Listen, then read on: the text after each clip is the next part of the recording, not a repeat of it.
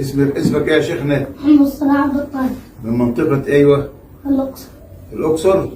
طيب أنا عاوز أعرف بيانات سورة صاد. سورة صاد آيات 88 ترتيبها 38 الجزء 23 الحزب 46. بين السورة مكية نزل بعد سورة القمر عدد أرقام الصباح 453 454 455 456 457 458. طيب اقرأ من قول الله تعالى: وهل أتاك نبأ الخصم إذ تسوروا المحراب. بسم الله الرحمن الرحيم. وهل أتاك نبأ الخصم إذ تسوروا المحراب. ثانية واحدة، هما بيقولوا دايما هات اللي بعديها، تعرف تجيب اللي قبلها؟ طب ايه اللي قبلها؟ أعوذ بالله من الشيطان الرجيم. بسم الله الرحمن الرحيم. وشددنا ملكا وآتيناه الحكمة وفصل الخطاب. واللي قبلها؟ والطير محشورة. لا هات اللي قبلها كمان. والطير محشورة. لا اللي قبله وشددنا. اللي قبله وشددنا. والطير محشورة. نعم. الله يفتح عليك. الله يفتح عليك. واللي قبلها؟ إنا سخرنا الجبال معه يسبحن بالعشي والإشراق. ما شاء الله. برافو عليك. بيانات قول لي كده بيانات سورة لقمان. سورة لقمان آياتها 34 ترتيبها 30 الجزء 21 الحزب 42. بين السورة مكية نزل بعد سورة الصف عدد أرقام الصبح 411 412 413 414. ما شاء الله عليك.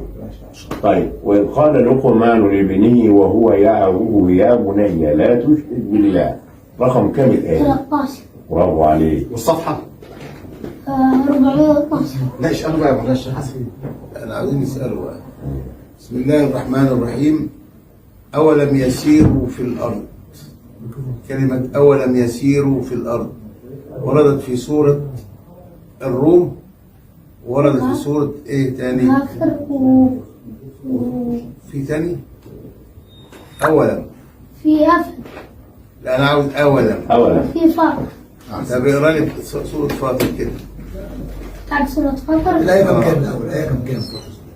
ولم يسيروا في الأرض أيوه. ينظروا كيف كان عاقبة الذين من قبلهم كانوا أشد قوة. لا اقرا لي كده بتاعت لا بتاع فاطر ناقصة حاجة. يعجزهم من شيء في السماوات. لا ناقصة حاجة. لا لسه ناقص حاجة. كانوا هم أشد. لا وكانوا أشد قوة وما كان الله ليعجزهم من شيء في السماوات ولا في الأرض إنه كان عليما قديرا. كم دي بقى؟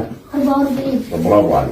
سبحان الله العظيم، بسم الله ما شاء الله، اللهم بارك. بالله عليك انا عايزك تسمع الكلمتين المهمين دول. بالله عليك والله لازم تعرف ان كلنا هنتسأل يوم القيامة عن اولادنا دول. لما نشوف الامثلة الجميلة دي ما بتحزنش ما بتزعلش، لان الاولاد اللي بنشوفهم في الشوارع بالطريقة دي حاجة تحزن بجد، حاجة تزعل، شيء محزن. ليه أولادنا كلهم ما يكونوش زي الطفل ده؟ حتى لو كانت موهبته أقل يكون أقل منه شوية، مش لازم زيه بالظبط. بالله عليك مش نفسك تشوف ابنك زي كده؟ مش نفسك تشوف بنتك زي كده أو بنتك زي كده؟ نفسنا كلنا، ولكن بالطريقة اللي احنا بنشوفها دي مش هنشوف أولادنا كده يا جماعة، لأننا مقصرين جدا في تربية أولادنا، مقصرين جدا لأبعد حد في تربية أولادنا. على فكرة أقل شيء أنت ممكن تعمله مع أولادك الفلوس، أقل حاجة أنت ممكن تعملها. الفلوس مش هي كل حاجة، إنك تدي لأولادك ولأبنائك الفلوس وتصرف عليهم، لا مش دي التربية. انت ممكن بأقل القليل ولكن بتربيهم صح هيبقى أحسن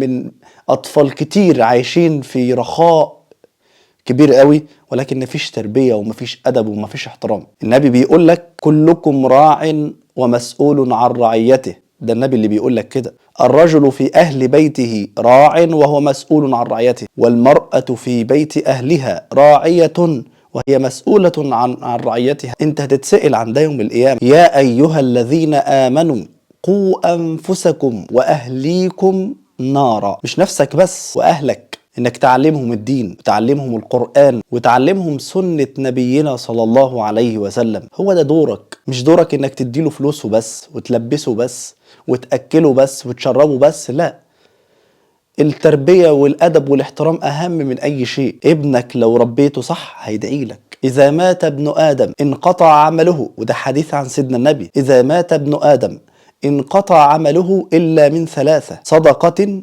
جارية أو علم ينتفع به أو ولد صالح يدعو له. ابنك لما تربيه صح حسنات جارية ليوم القيامة ليك حتى وانت في قبرك، ثواب بتاخده كل يوم إلى يوم القيامة لأنك ربيت ولدك صح، ربيت بنتك صح. هو ده اللي هناخده يا جماعة، وهو ده اللي هينفعنا، وهو ده الكنز الحقيقي. الكنز الحقيقي مش انك تسيب له أرض أو تسيب له عقارات أو تسيب له، لا أبدا. على فكرة ابنك والله لو قصرت في حقه هيدعي عليك، حتى لو انت سايب له أموال كتير، إنه طفل صغير لا يفقه شيء ولا يعلم شيء، لا حول له ولا قوة. وإذا كان رب البيت بالدف ضارب فشيمة أهل البيت كلهم الرقص. الأب والأم النهاردة للأسف الشديد بيكذبوا قدام أولادهم، وبينافقوا قدام أولادهم، وبيغشوا قدام أولادهم، وبيخدعوا الناس قدام أولادهم، وبيعملوا مساوئ كتيرة جدا قدام أولادهم. ما هو الابن هيتعلم منك والبنت هتتعلم منك، فأرجوكم الله يرضى عنكم. عايزين نعلم أولادنا صح، نعلمهم القرآن عشان يشفعوا لنا يوم القيامة، عشان يستنوك يوم القيامة ويشفعوا لك. أسأل الله عز وجل أن ينبت أولادكم نباتا حسنا طيبا على الدين والقرآن وعلى سنة نبينا الحبيب العدنان. السلام عليكم.